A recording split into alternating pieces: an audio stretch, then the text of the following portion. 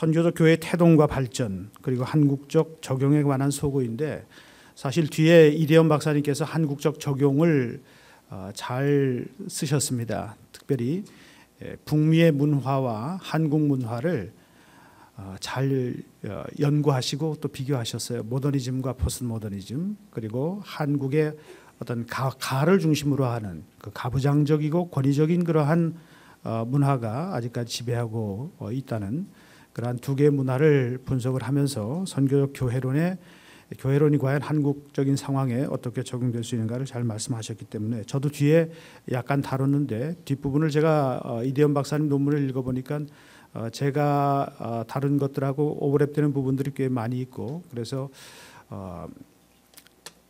제가 쓴 부분들에 대해서 약간만 언급을 하고 넘어가도록 하겠습니다. 이런 이야기가 있죠. 남자들은 3명의 여자의 말만 잘 들으면은 인생이 순조롭다. 아내의 말과 딸 그리고 그 GPS에서 나오는 그 여자의 말. 그래도 남자들이 제일 좋아하는 것은 GPS에서 나오는 그분의 말을 가장 잘 좋아하고 잘 따른다고 합니다. 그 이유가 무엇인가 하면은 아내나 딸은 뭔가 내가 잘못을 하면은 항상 지적을 하고 또 신경질도 내고 화도 내고 그러는데 그 GPS에서 나오는 그 여자는 전혀 신경질도 안 내고 똑같은 말을 합니다. 길을 잘못 가면 경로를 재탐색합니다 라고 하면서 새로운 경로를 제시해 준다고 해요. 선교적 교회로는 하나님 나라를 향해 순례하는 교회가 세상의 경랑과 혼돈 가운데 길을 잃고 방황할 때 들려주시는 삼일체 하나님의 복음의 소리, 그 소리에 따라서 경로를 재탐색하고 재탐구하는 그러한 운동이라고도 볼 수가 있습니다. 2000년대 중반에 에즈베리에서 박사과정을 공부하는 가운데 레슬리 뉴비긴을 한번 봤습니다. 노신학자의 그 풍모와 그 인격이 참 굉장히 나의 마음을 감동을 시켰습니다. 돌아가시기 얼마 전이었죠. 그리고 2006년도 국제 로잔에서 일하면서 홍콩에서 로잔 리더십 회의를 할 때 크리스토퍼 라이트와 한 주간 동안 한 방에서 머물면서 여러 가지 이야기를 많이 나누는데 그때 바로 하나님의 선교가 나왔습니다. 그리고 2010년도 케이프타운 3차 로잔 대회에 참여했을 때 저에게 하나님의 백성의 선교 원서를 10권 정도를 주면서 한국교회에게 네가 좀 주고 싶은 그러한 사람에게 꼭 한 권씩 줘라라고 해서 와서 지성근 목사님 제가 못 들었던 것 같아요. 그러면서 이 두 분과 만났고 또 올해 1월에 호주 시드니를 방문했을 때 마이클 프로스트를 잠깐 얼굴을 봤습니다.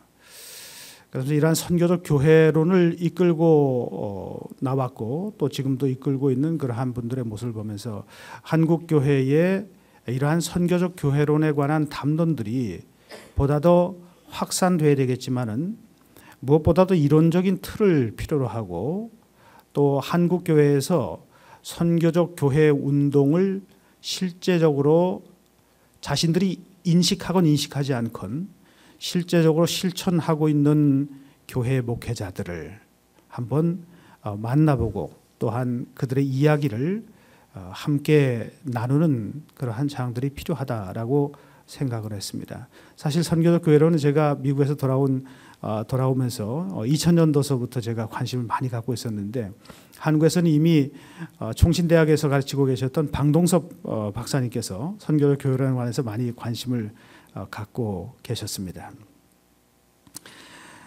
자, 먼저 들어가는 글을 보면은 이 글로벌 차원에서 선교적 교회에 관한 관심은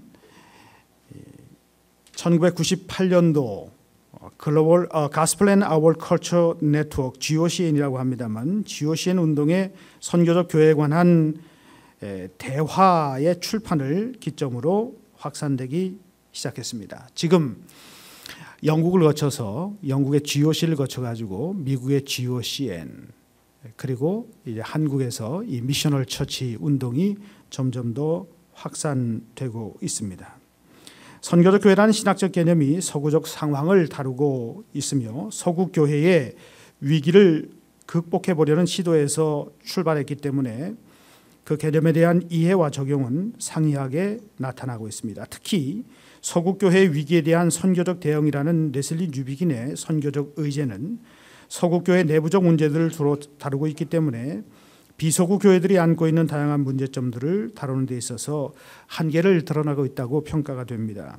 특히 비서구 교회에서 활발하게 일어나고 있는 해외 선교 운동의 약화를 가져올 소지도 있다고 몇몇 선교학자들은 이야기를 하고 있습니다.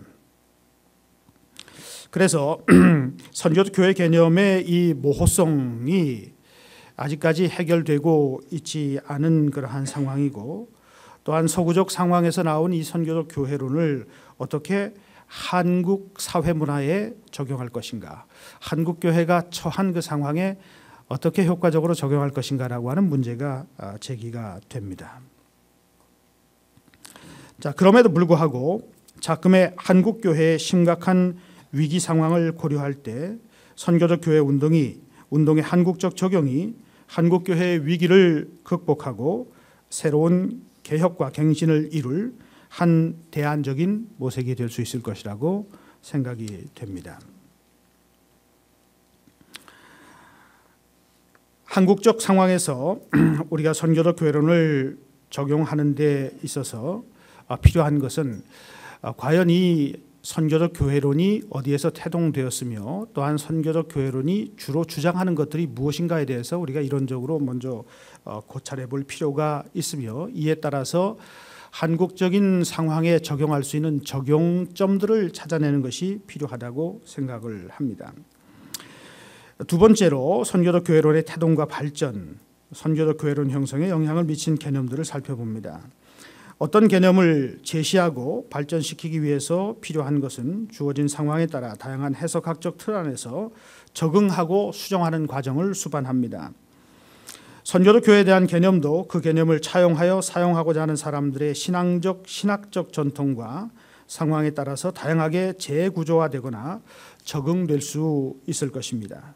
교회의 본질을 선교로 보며 교회의 궁극적 목적을 하나님의 나라 통치로 보는 견해는 분명히 성서적 근거를 갖고 있으며 교회를 개혁하고 갱신하는 노력에 기인한다고 볼 수가 있습니다. 19세기, 20세기에 발전된 교회와 선교, 교회론과 선교학의 이분법적인 접근, 이러한 것들이 과연 어디에서 나왔는가를 우리가 한번 살펴볼 필요가 있습니다. 이분법이라고 하는 것 자체가 헬레니즘적인 그러한 세계관에서 나온 것이고, 또 이 헬레니즘적인 세계관의 영향을 서구 기독교 2000년 역사 가운데 그대로 받았습니다. 그래서 이 뿌리라고 하는 것은 데이빗 보시가 지적했듯이 그저 근대 모더니즘의 산물만은 아닙니다.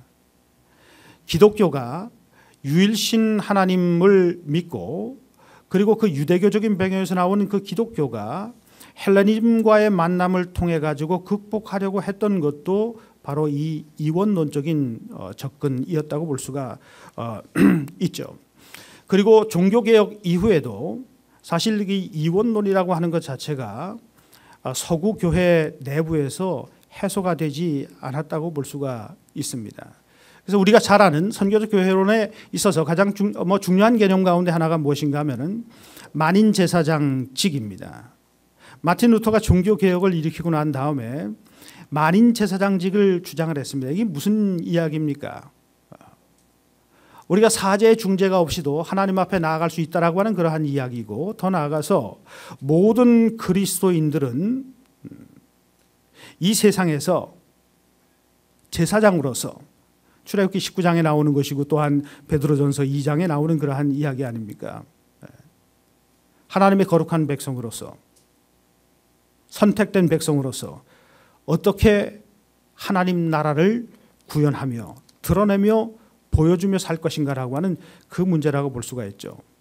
그런데 종교개혁 이후에 만인 제사장직을 주장하긴 했지만은 결국 교회라고 하는 제도적인 틀 가운데에서 함몰되어 버리고 만인 제사장직은 실천되지 않았습니다.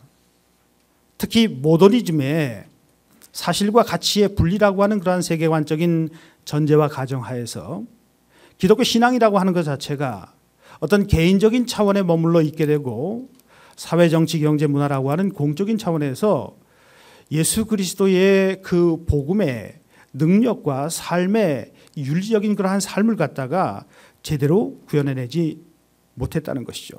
그것이 오늘날 서구교회뿐만 아니라 한국교회에도 지대한 영향을 미치고 있고 오늘날 우리가 피부로 와닿을 정도로 경험하고 있는 한국교회의 성장 침체 내지는 위기 상황이라고 하는 것도 바로 이러한 요소에 기인하는 바가 적지 않다고 볼 수가 있습니다. 개신교 종교개혁이라고 하는 것은 많은 전통들을 낳았습니다. 유럽에서는 국가교회 전통이라고 볼 수가 있죠. 뭐 칼비니즘이라든가 또는 루터파라든가 또는 개혁교회라든가 또한 영국의 웨슬레안이라든가 다양한 어떠한 국가교회적인 전통과 더불어서 메노나이트, 퀘이커, 아미시, 독립 침례교회 등과 같은 분파 집단들을 낳게 되었습니다. 그래서 이 새롭게 형성된 개신교는 역사적인 전통을 선별해서 자신들에게 적합한 신학 전통을 구축하는 작업을 했는데 이것이 바로 고백 문서이죠. 이 개신교에 나타난 이러한 고백 문서들 가운데 하나님의 선교가 잘 드러나고 있습니다. 기독교 왕국의 관점에서 볼 때 국가에 의해서 설립된 교회는 세상에 대한 책임을 갖고 있고 이 국가교회에 주어진 이 책임이라고 하는 것은 하나님께서 국가교회에게 사명을 부여하셨기 때문에 국가와 더불어서 교회가 세상에 나가서 교회를 확립해야만 된다는 그러한 당위성을 갖게 되었던 것입니다. 그래서 교회 선교는 국가적 사업의 일부로서 그리스도인의 의무를 수행하는 것이었습니다. 현대 선교운동은 주로 교회 밖에서 출현했다고 볼 수 있죠. 우리가 잘 아는 윌리엄 캐리리서부터 시작해서 많은 그 선교 운동들이 국가교회 내에서도 물론 출발했지만은 국가교회 밖에서 출현했다라고 볼 수가 있습니다. 특별히 이들은 선교 사역을 국가의 간섭에서 벗어난 자발적인 것으로 간주했는데 이러한 사고방식에서 바로 선교회 혹은 선교단체들이 나타나게 되었다고 볼 수가 있습니다. 특별히 유럽에서 박해받던 교회들이 특별히 섹트라고 볼 수 있는 박해받던 교회들이 이제 새로운 북미 대륙으로 건너가게 되면서 그 대륙적인 상황과 부합한 어떠한 교파라고 하는 것들을 만들어내게 되었죠.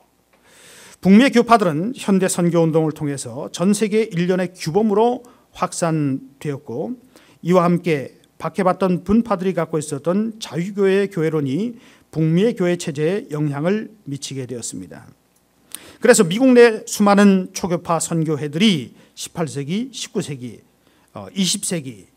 20세기까지도 조직이 되었던 것을 볼 수가 있습니다. 19세기 한 세기 동안 초교파 선교회들은 미국 내 교파들의 선교 활동을 돕는 매개체로서 기능을 하게 되었습니다. 그러나 내적인 교회 체제는 선교회들의 영향에서 벗어난 교단 내부의 선교 조직을 요구했죠. 이러한 역사적인 발전에 따라서 현재 선교회들은 교파 선교회와 초교파 선교회 두 형태로 존재하며 미국의 영향을 받은 한국교회 내에서도 동일한 구조가 유지되고 있습니다. 해외 선교회들의 설립 목적들 가운데 가장 중요한 것은 전 세계에 복음을 전하는 것이죠. 그러나 국가교회라고 하는 것은 자기들이 갖고 있는 그 고백이라든가 제도에 맞게 해외 식민지라든가 또는 전 세계에 자기들의 분신을 갖다가 만들어내는 그러한 작업을 했다라고 볼 수가 있습니다. 특히 북미의 이 선교 사역이라고 하는 것은 특별히 18세기, 19세기 들어서 자신들의 교파를 해외 선교지에 이식하려고 하는 그러한 교회론적인 틀을 갖고 있었다고 볼 수가 있습니다. 이러한 와중에서 현대 선교운동의 분기점이 일어납니다. 1910년도 에딘버러 선교 대회였었는데 1910년도 에딘버러 세계 선교 대회로 인해서 1921년 조직된 국제 선교 협의회, 그리고 1925년에 조직된 삶과 사역, 1927년에 조직된 신앙과 직제를 중심으로 두 가지 중요한 질문이 떠올랐습니다.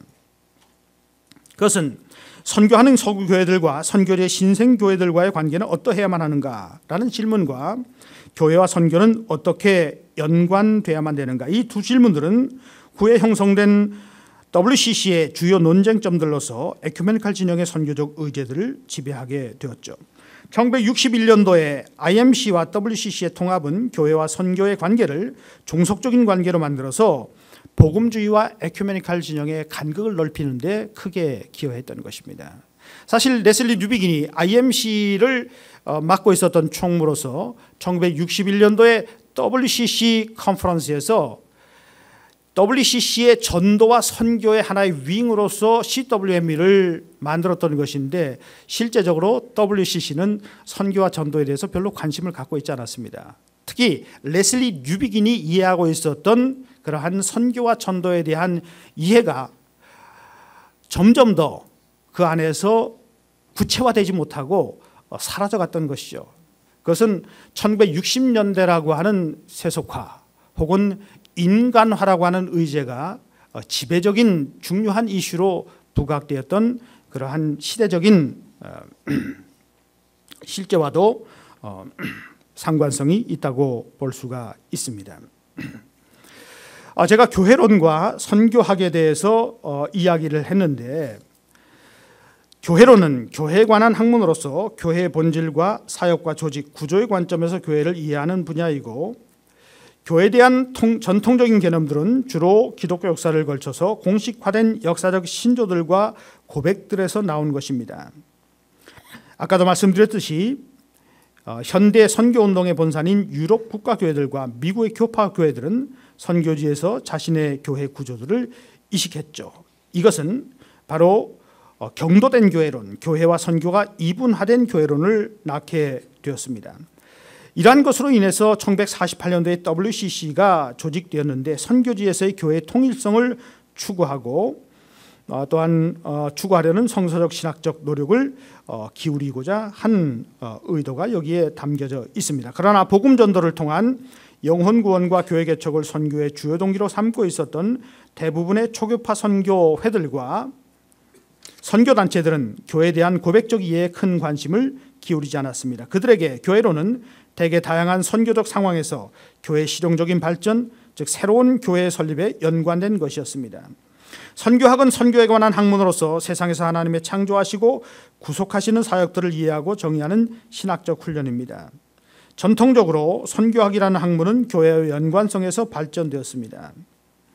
유럽에서 선교학은 국가교회와의 연계된 선교회들에 의해서 구축되었고, 미국에서는 선교회, 초교파 선교단체들, 그리고 교파 선교단체들에 의해서 발전되었습니다.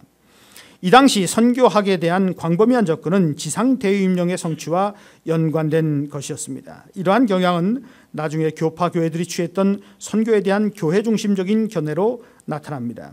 식민주의와 제국주의의 붕괴와 세계대전으로 인해 교회와 선교에 대한 변화를 초래하게 되었고, 그래서 복음주의 진영과 에큐메니칼 진영이 둘 다 선교와 교회를 분리시키는 그러한 이분법적인 성향으로 나타나게 되었습니다. 복음주의는 영혼 구원과 교회 개척, 전도, 그리고 에큐메니칼 진영은 사회 참여 내지는 사회적인 행동을 선교의 주요 이슈로 의제로 삼았던 것입니다. 선교적 교회 운동의 성서적 신학적 개념들은 제가 다 읽지는 않겠습니다. 먼저는 삼위일체 하나님의 선교학. 아까 지성근 목사님 말씀하셨듯이 크리스토퍼 라이트가 여기에 대해서 잘 이야기를 하는데, 하나님의 선교에 대한 개념은 물론 교회 전통 가운데서도 나타나고 있지만은 이것을 구체적으로 신학적인 의제로 다루었던 사람은 칼 바르트입니다. 칼 바르트의 영향에 의해서 레슬리 뉴비긴은 이 하나님의 선교를 그가 1952년도에 쓴 책인 Household of God이라고 하는 저기도 아마 번역돼서 나왔죠. 교회란 무엇인가라고 하는 그 책에서 명확하게 이야기를 하고 있고, 이것이 IMC와 WCC의 주요 신학적인 의제로 다루어지면서 에큐메니칼 진영 안에서 아주 활발하게 논의가 되었습니다. IMC 빌링겐 협의회에서 1952년도에 칼 하르텐슈타인에 의해서 이 개념이 드러나게 되고, 그 이후에 게오르그 비체돔이라든가 또한 이 개념을 환원주의적으로 해석했던 호켄다이크라고 하는 그러한 신학자들에 의해서 이 개념들이 아주 모호한 개념으로 제기되었다고 볼 수가 있습니다. 그래서 이 하나님의 선교에 대한 흐름은 에큐메니칼 진영에서는 창조 중심적인 관점, 그리고 복음주의 진영에서는 구속 중심적인 관점으로 나타나게 되었고, 복음주의 진영에서도 이 에큐메니칼 신학적인 의제를 받아들이게 되었고, 지금 우리가 이 복음주의 진영에서 이 선교적 교회론을 이야기하면서 이 하나님의 선교 개념을 아주 진지하게 다루고 있는 것입니다. 그래서 선교는 본질적으로 교회론이나 기독론에서 출발한다기보다는 삼위일체와의 연관성에서 이해할 수가 있다는 것이죠. 즉 선교는 교회를 세상으로 파송하시는 삼위일체 하나님에 초점을 둡니다. 선교적 교회에 관한 대화에서 이러한 견해는 주로 레슬리 뉴비긴의 저술을 통해서 확산되었고, 북미의 GOCN이라고 하는 복음과 문화 네트워크도 바로 뉴비긴의 유산에서 나온 것이라고 볼 수 있죠. 하나님의 통치, 하나님의 나라의 개념은 창조와 구속을 통합하는 통전적인 개념에서 우리가 이해할 수가 있는 것입니다. 세 번째로 레슬리 뉴비긴의 선교적 교회론의 형성 과정은 그의 저서들을 통해서 아주 잘 나타나는데, 사실 선교와 교회 그리고 교회 연합이라고 하는 에큐메니칼 진영의 가장 중요한 화두이죠. 교회 일치, 연합이라고 하는 것 자체가 레슬리 뉴비긴에 의해서 실제적으로 남인도 마드라스에서 실제적으로 이루어졌습니다. 교회 연합이라고 하는 것. 교회와 선교를 하나로 통합하고 하나님의 선교의 관점에서 교회를 일치시키고 가시적인 연합을 이루고자 하는 그러한 시도가 뉴비긴에 의해서 선교지에서 실천되었던 것을 우리가 볼 수가 있습니다. 그가 1984년에 출판한 서구 기독교의 위기, 대한기독교서에서 번역되어 나왔고, 또한 헬라인에게는 미련한 것이요, 이 책도 번역되어 나왔습니다. 그 다음에 서구 문화의 선교와 위기, 이 책도 번역되어 나왔고, 그 다음에 다원주의 사회에서 복음, 그 다음에 트루스 투 텔이라고 하는 책도 번역되어 나왔습니다. 아마 저쪽에 있는 걸로 제가 알고 있습니다.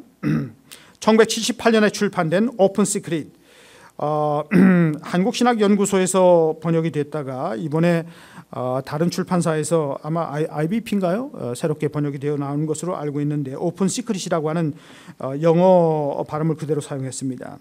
여기 나타나는 그의 선교적 교회에 대한 접근은 하나님의 통치와 연관성 안에서 기독론을 하나님의 선교에 대한 더욱 광범위한 틀 안으로 통합합니다. 뉴비긴은 삼위일체 하나님의 사역을 성령을 통해 교회를 부르시고 세상으로 보내시는 것으로 이해를 했습니다. 하나님의 선교에 대한 그의 이해는 모든 인류를 향한 하나님의 목적을 증언하는 책임을 위해 선택된 이스라엘과 교회라는 선택의 교리라는 성서적 근거를 갖고 있습니다. 자, 북미 GOCN의 형성과 발전, 이 뉴비긴의 영향을 받아서 그의 수제자라고 할 수 있는 조지 헌스버거에 의해서 이 복음과 문화의 네트워크가 창설이 되었습니다. 90년대 초에 미국 교회가 세속주의와 물질주의, 소비주의로 인해서 교회의 공신력을 상실하고 있는 상황에서 이 네트워크는 미국 교회와 미국 문화에 대한 선교적 통찰과 분석을 담은 뉴스레터와 연구서들을 출판하며 그 영향력을 확산해 나갔습니다. 이 참여자들은 선교적 교회에 관한 대화의 주요 의제로서 복음과 교회와 문화의 관계를 규명하는 데 중점을 두었습니다. 그러니까 교회는 복음과 문화 사이에 있는 것이고, 복음과 교회와의 관계는 해석학적인 순환 관계이며, 교회와 문화와의 관계는 대화의 관계를 갖고 있으며, 복음과 문화와의 관계는 도전적인 상관성의 관계를 갖고 있다라고 이 조지 헌스버거는 레슬리 뉴비긴의 선교적 교회론을 그렇게 해석을 하고 있습니다. 자, 그다음에 앞에서도 언급했지만 알란 록스버그라든가 스캇 보렌이라든가 데럴 구더라든가 또는 마이클 고힌이라든가 이러한 일련의 학자들을 통해 선교학자들을 통해서 선교적 교회론이 점점 더 확산되어 나가는데 중요한 것은 무엇인가 하면 록스버그와 스캇 보렌이 선교적 교회가 무엇이다라고 정의하는 것이 굉장히 어렵기 때문에 선교적 교회가 아닌 것이라고 부정적인 의미에서 정의를 했는데, 여러분 25페이지 중간 부분에 있습니다. 선교적 교회는 타문화 선교 사역을 강조하는 교회들이 아니다를 비롯해서 효율성을 강조하는 것이라든가 프로그램, 복음 전도의 효율적인 교회가 아니다, 어떤 비전 선언문이 아니다, 그리고 시대를 앞서 나가는 그러한 운동이 아니다, 고대 교회로 돌아가려고 하는 운동이 아니다. 이러한 그 부정적인 의미에서 선교적 교회론을 정의하고 있는 것을 볼 수 있습니다. 현재 북미에서 선교적 교회 운동은 다양한 형태를 띠고 나타나고 있으나 북미의 사회문화적 상황과 밀접하게 연관된 운동이기에 비판적인 고찰과 검증을 통해 비서구 교회들이 처한 문화적 상황에 적응해야 할 필요가 있습니다. 한국적 적용의 문제를 보면은 제가 여기에서는 이러한 그 서두로 시작했습니다. 유럽과 북미에서 시작된 선교적 교회론이 한국 교회 상황에 어떻게 적용될 수 있는가에 대한 질문을 묻기 전에 선교적 교회가 재발견한 선교와 교회의 존재 이유와 목적, 그리고 복음의 진정한 의미를 성서에 비추어 살펴볼 필요가 있다. 그러니까 제가 한 가지 말씀드리고 싶은 것은 무엇인가, 오늘 한국 교회가 처한 상황, 서구 교회도 마찬가지입니다만은 초대교회에 준하는 상황이다. 초대교회는 굉장히 마이너리티였어요. 우리는 마이너리티의 상황으로 들어가고 있습니다. 특히 10대, 20대의 상황이라고 하는 것은 굉장한 마이너리티예요 지금.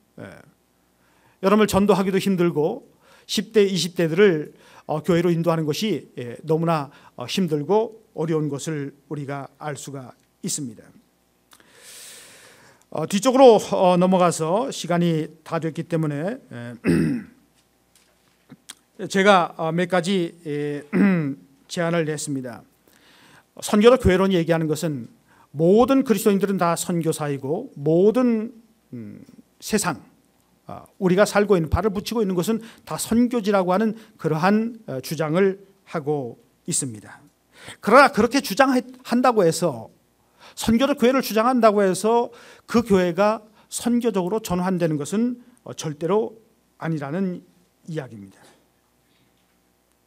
교회가 본질상 선교적이라고 하는 말은 맞는 말이지만은, 하지만 교회가 자동적으로 그 선교와 일치를 이루며 살아가고 행동하는 것은 아니라고 볼 수 있습니다. 실제로 교회는 의도적으로 선교적으로 살아가고 선교적 우선순위들을 세워야만 된다고 볼 수가 있습니다. 그래서 한국교회 상황에서 무엇보다 중요한 것은 선교적 교회에 대해 인식 전환을 할 수 있는 선교 교육의 장이 필요하다고 볼 수 있고, 신학교에서도 이러한 선교적 교회에 대한 이론적인 틀과 더불어서 선교적 교회를 어떻게 개척하고 어떻게 사역을 해나가야 될 것인가에 대한 그러한 구체적인 강의나 또한 세미나나 이런 포럼 같은 것들이 일어나야만 된다고 볼 수가 있습니다.